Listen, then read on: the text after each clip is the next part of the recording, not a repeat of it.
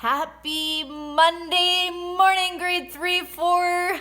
I hope you had a wonderful weekend, and I also hope you spoiled your mama silly, because it was her weekend after all. If you want to tell me about it, feel free to send me an email. I'm always here to listen. This Monday morning, I would like you, if it's kind of cool and gross out, I got myself my coffee. I want you to find yourself a comfy spot and maybe get a warm tea to cuddle up with. I'm going to read to you today. If it's nice and sunny where you are at, then find a sunny spot on the deck and sit back, relax, and enjoy. Before I start to read to you, though, I'm going to give you some questions I want you to think about while I read the article to you. Okay, so we're going to go through the questions first, and I want you to keep them in the back of your head while I read this article for you. So here are the questions. Okay, and the purpose of these questions are to help you build critical thinking skills. And they're super important to build because you should constantly be using them to find out more. And they focus on our 5 questions that we are very familiar with: the who, the what, where, when, why, and don't forget over here on this page, how. So I'm going to read through the questions I have with each of these big questions, and you pick some of your favorite to keep in the back of your head while I read to you. So under the who, I have who benefits from this. So in the article, who gets some positive or good things out of this? Who is this harmful to? Who have you heard discuss this before? Who will be the important people in this? Who makes decisions about this? And who is directly affected? I highlighted my favorite questions that I'm going to keep in the back of my head. You need to highlight your favorite questions or have them in the back of your head. They can be the same as mine, or feel free to find a different question too that you like. In the what are the strengths or weaknesses in this article? So what is another perspective? That means like another viewpoint or another opinion. What is an alternative? So is there something else that could be done? What would be a counter argument? So could you argue against this article from a different point of view? What is the most and least important? And what can we do to make a positive change? In the where would we see this in the real world? Where is there more need for this?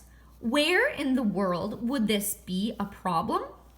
Where can we get more info or information? Where are the areas for improvement to make it better? When? When would this benefit our society? When would this be acceptable or unacceptable? So when would it be a good time or maybe bad? When is the best time to take action? We also have why. Why is this a problem or a challenge? Why is it relevant to me or others? So relevant is, why does it connect to you? Or why is it important to you or others? Up here, we're still in the why. Why should people know about this? Why are people influenced by this? And why is there a need for this today? Lastly, how? How does this disrupt things? So disrupt is kind of like cause chaos almost. How does it disturb things or disrupt it? How do we know the truth about this? So is this article true? Should we be checking other articles to find out more information? How do we see this in the future? And how do we change this for our good? These are the questions I want you to keep in mind.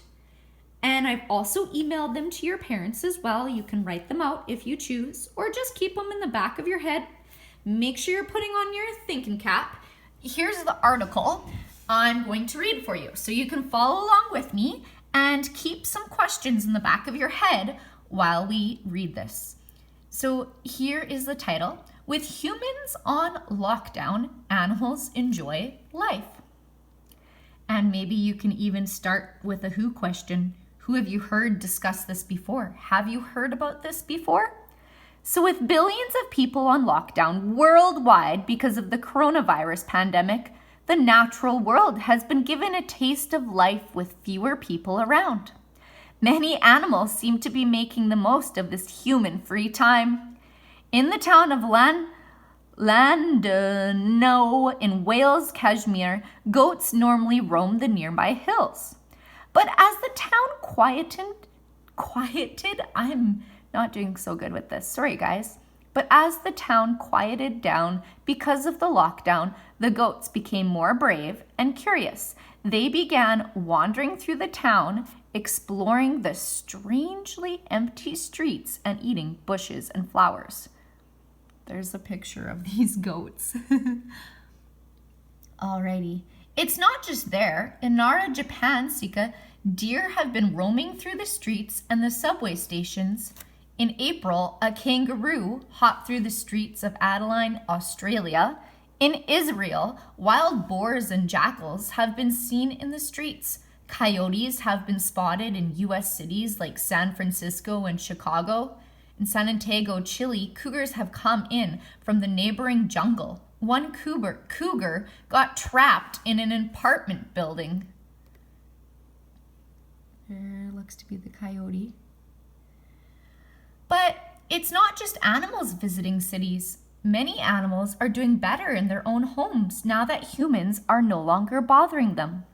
Leatherback turtles are the world's largest sea turtles.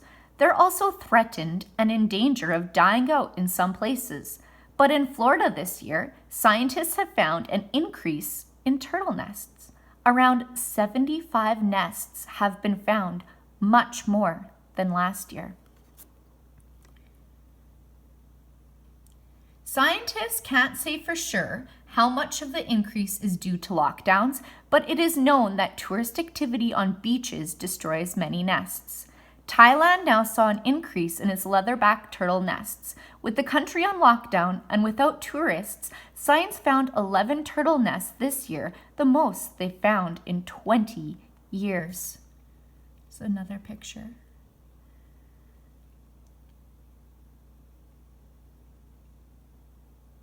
Here we go. Thailand's lockdown has also been good for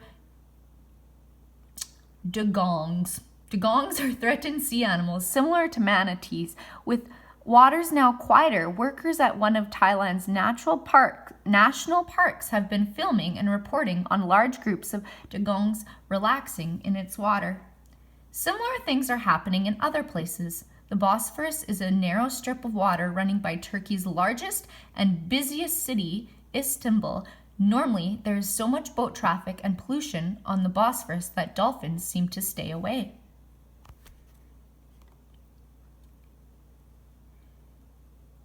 Now, after weeks of lower boat traffic and less water pollution, dolphins have been swimming and jumping in the Bosphorus. Not only have air and water pollution dropped during the pandemic because fewer people are operating machines, including cars and trucks, noise pollution has also dropped. That's made it easier for birds in cities to make themselves heard. Oops, sorry guys. I'm trying to read this through my phone and it's a bit smaller. Hopefully you can see it all right. On weekdays, birds sing louder. They have to in order to make their calls heard over the traffic noise. On weekends, they sing more quietly. Scientists can't be sure yet. Most scientists are also locked down, but it's likely that birds are able to sing much more quietly during lockdown too. Scientists say the lower noise levels are good news for the chicks. It means that more of them are likely to survive and grow up healthy. And they have some questions here after the article, but I already gave you some questions I want you to be thinking about.